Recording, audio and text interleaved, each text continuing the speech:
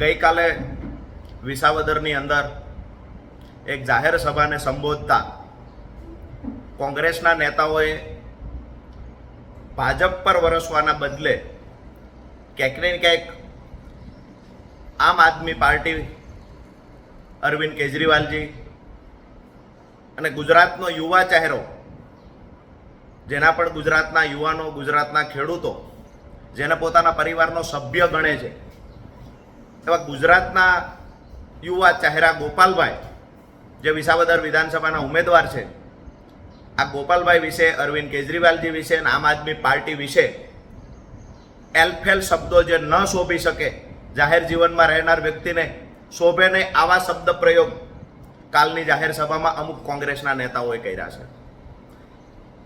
ખેર, એ વાતનો કોઈ વાંધો પણ નથી, અફસોસ પણ એટલે નથી કે જ્યારે આમ આદમી પાર્ટી મજબૂત થતી હોય, અમારો ઉમેદવાર મજબૂતાઈથી મેદાનમાં ઉતર્યો હોય અને ભાજપ જ્યારે હાર ભાળી ગઈ હોય, ત્યારે ભાજપની પહેલા ઢાલ બની અને કોંગ્રેસના નેતા જવાબ આપે, અમને કાઉન્ટર કરે, આમાં કોઈ નવાઈની વાત નથી.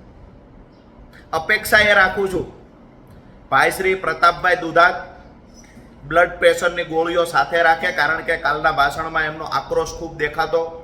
બની શકે કે હજુ ગોપાલભાઈનો માહોલ હશે એના કરતાં પણ સારો બનશે, તો બ્લડ પ્રેશરની ગોળીઓ સાથે રાખે, જેથી કરીને અચાનક તબિયત લથડે નહીં.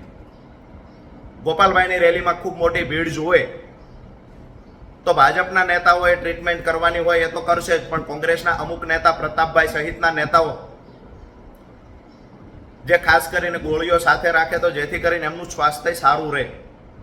અને ભગવાનને પ્રાર્થના કરીએ કે ગોપાલભાઈ ઇટાલિયા જીતા પછી કોંગ્રેસના કોઈ નેતાને શારીરિક કે માનસિક તકલીફ ન થાય.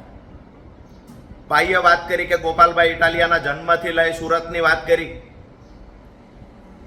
એક વાતનો જવાબ આપું છું, સુરતની કતારગામ વિધાનસભાની જનતાને તો પૂછીશું, માત્ર ગોપાલ ઇટાલિયા કતારગામ માટે નથી લડતો. કતારગામમાં અમારા 2 કોર્પોરેટરો છે, સતત ત્યાં પ્રગતિના કામ કરાવી રહ્યા છે, સતત સુરત મહાનગરપાલિકાઓમાં લડી અને કતારગામ માટે કામ કરાવવા 2 અમારા ચૂંટાયેલા સભ્યો રાત દિવસ મહેનત કરે છે.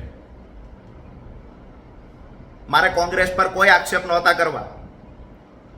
કોંગ્રેસ વિશે આપણે કાંઈ જાહેર જનતાને કહેવાની જરૂર પણ નથી. પણ પ્રતાપભાઈ દુધાતને હું સવાલ કરું છું કે તમે એ ટીમ, બી ટીમ, સી ટીમની જે વાતો કરો છો, ગુજરાતની જનતાએ સુપેરે જોયું છે કોણ બી ટીમ તરીકે કામ કરે છે. રાહુલ ગાંધીજી, આદરણીય રાહુલ ગાંધીજી, રાષ્ટ્રીય નેતા કોંગ્રેસના, જેને આવીને કહ્યું છે કોંગ્રેસના નેતાઓ ભાજપ સાથે મળેલા, આ વાત સાચી છે કે ખોટી? પ્રતાપભાઈ જવાબ આપે.